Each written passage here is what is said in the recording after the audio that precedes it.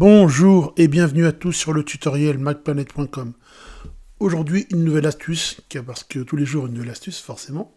Je vais vous indiquer comment modifier la taille et la couleur du pointeur de souris, donc celui qui est noir, qui s'agite, voilà, en fonction de votre vue et de vos goûts.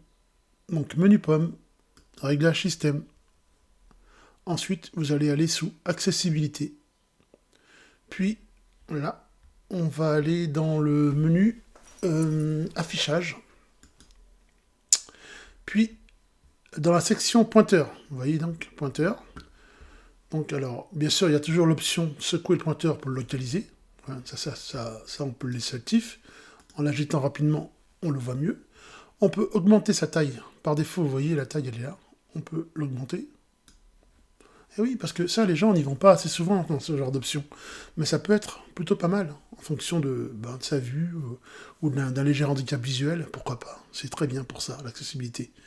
La couleur de remplissage, bien sûr, à vous de jouer. Vous choisissez la couleur que vous voulez.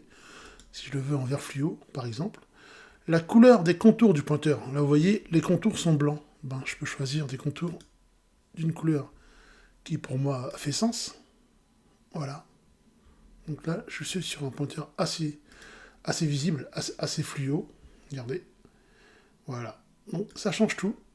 Ça facilite la vie pour ceux qui ont un handicap visuel, par exemple. Voilà. Donc on peut faire ça. Les filtres de couleur, je vais pas m'engager là-dessus. Donc voilà. L'intensité de la couleur, bien sûr, on peut jouer aussi sur l'intensité de la couleur.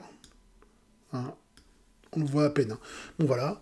Donc c'est plutôt pas mal. Donc la taille, on va choisir une taille plus raisonnable. Donc on peut changer la couleur et la taille du pointeur de souris sous macOS, Sequoia et autres d'ailleurs. D'accord. Voilà. Plutôt pas mal comme option. Bien sûr, vous pouvez aussi choisir des couleurs personnalisées. Et bon, bien sûr, il n'y a pas de limite après à la créativité et en fonction de votre vision.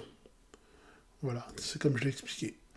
Donc, on a fait le tour et je vous remercie d'avoir suivi le tutoriel macplanet.com.